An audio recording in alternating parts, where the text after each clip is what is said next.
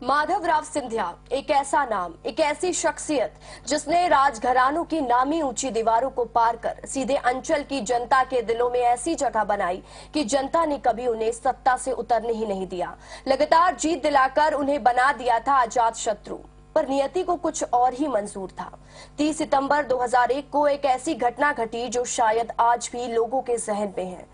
देश की राजनीति में सबसे तेज तर्राट नेताओं में शुमार माधवराव सिंधिया का निधन हवाई दुर्घटना में हो गया था। आज इस बात को 20 साल से ज्यादा वक्त गुजर गया है, लेकिन अब भी लोगों के दिलों में माधवराव राज करते हैं।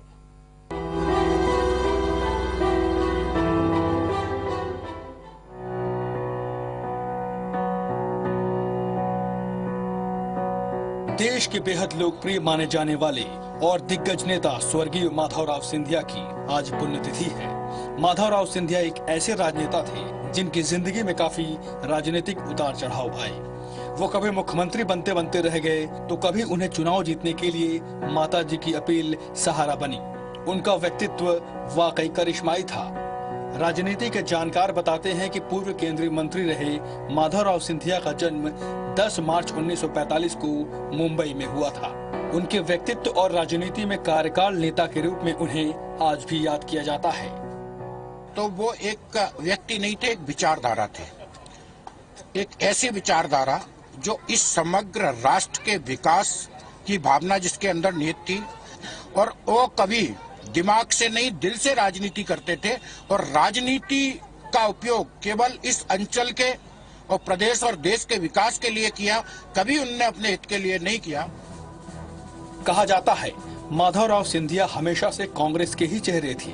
माधवराव ने ऑक्सफोर्ड यूनिवर्सिटी से पढ़ाई के बाद पहली बार चुनाव जनसंघ के टिकट पर लड़ा था। राष्ट्रीय स्वयंसेवक संघ से माधवराव के परिवार के ऐतिहासिक रिश्ते थे। माधवराव सिंधिया की मां विजया राजे सिंधिया भी पहले कांग्रेस में ही थी, लेकिन 1969 में जब इंदिरा सरकार ने प्रिंसली स्टेट्स की सारी सुविधाएं छीन ली तो गुस्से में आकर विजया राजे सिंधिया ने जनसंघ ज्वाइन कर लिया। 1971 के चुनाव में जब देश में चारों तरफ इंदिरा गांधी की लहर थी, तब 26 साल की उम्र में गुना संसदीय सीट से पहली बार चुनाव जीतकर माधवराव सिंधिया संसद पहुंचे। इसके बाद भले ही उन्होंने पार्टी बदल ली हो, लेकिन उनकी जीत का सिलसिला कभी नहीं थमा। फिर जब अगला चुनाव 1977 में इमरजेंसी के बाद हुआ, तब माधवराव सिंधिया गुना संसदीय सीट से दोबारा चुनाव जीते, और इस बार स्वतंत्र उम्मीदवार के रूप में। 1980 के चुनाव तक उनका झुकाव कांग्रेस की तरफ हो चुका था। माधवराव सिंधिया ने गुना से 4 बार चुनाव लड़ा। उन्होंने 1971 में पहली बार चुनाव जीता। उस समय वो महज 26 साल के थे।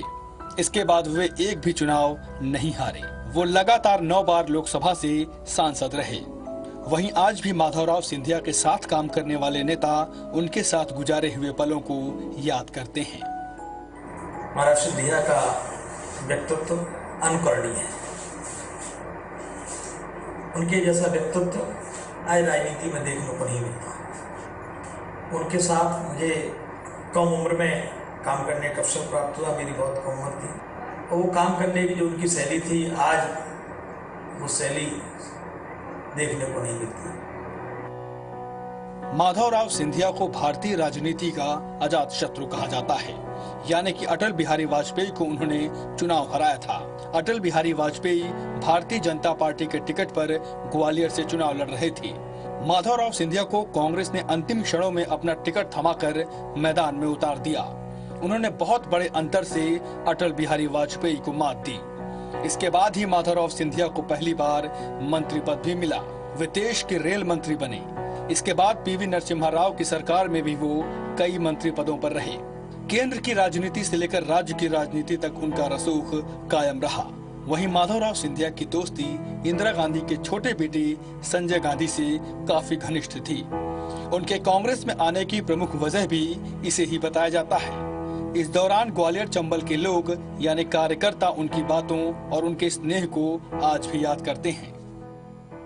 और उनका स्नेह प्रभावी था कि आज तक मैं सिंधिया परिवार के साथ हूँ। ऐसे महान कर्तृत्व के धनी को, महाराज को मैं श्रद्धान्वित होकर विनम्र श्रद्धांजलि अर्पित करता हूँ। कई ऐसे अवसर आए जो बहुत सारे संस्मरण महाराज के साथ हैं जो मेरे साथ जुड़े हुए हैं, लेकिन उन संस्मरणों के बाद जब वो याद आते हैं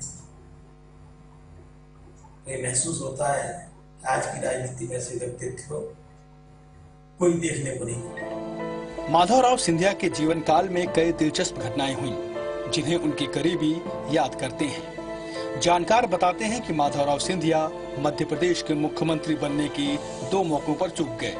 1989 में चुरहट लॉटरी कांड के समय मध्य प्रदेश में अर्जुन सिंह मुख्यमंत्री थे। उस समय अर्जुन सिंह पर इस्तीफा देने का दबाव था। तब तत्कालीन प्रधानमंत्री राजीव गांधी की इच्छा थी कि सिंधिया को मुख्यमंत्री बनाया जाए, लेकिन अर्जुन सिंह इस्तीफा नहीं देने पर अड़ गए और सिंधिया का मुख्यमंत्री बनना सफल नहीं हो सका। इस घटना के बाद प्रधानमंत्री राजीव गांधी अर्जुन सिंह से नाराज भी हो गए थे। माधवराव सिंधिया को ग्वालियर चंबल अंचल की विकास पुरुष के रूप में जाना जाता है। इसका सबसे बड़ा कारण ये था कि अंचल में उद्योगों से लेकर शहरी विकास को लेकर हमेशा तत्पर रहते थे। स्वर्गीय माधवराव सिंधिया की पहल पर ही अंचल में बड़े बड़े उद्योग स्थापित हुए। शिक्षा के क्षेत्र में बड़े बड़े इंस्टीट्यूट ग्वालियर में स्थापित हुए। अंचल में मालनपुर और बामोर जैसे उद्योग क्षेत्र विकसित हुए। शिक्षा के क्षेत्र में IIITM, IITTM, IHM, LNUPI जैसे बड़े संस्थान यहाँ स्थापित हुए। आज जब वो इस दुनिया में नहीं हैं, तो उनकी याद जरूर लोगों को खलती है, लेकिन अब धीरे धीरे उनके बेटे ज्योतिरादित्य सिंधिया देश और प्रदेश की राजनीति में बड़ा नाम है। ज्योतिरादित्य सिंधिया मोदी कैबिनेट में उड्डयन मंत्री हैं। साथ ही अब अपने पिता माधवराव सिंधिया के सपनों को पूरा करने में लगे हुए हैं। नासिर गौरी, IBC 24, ग्वालियर।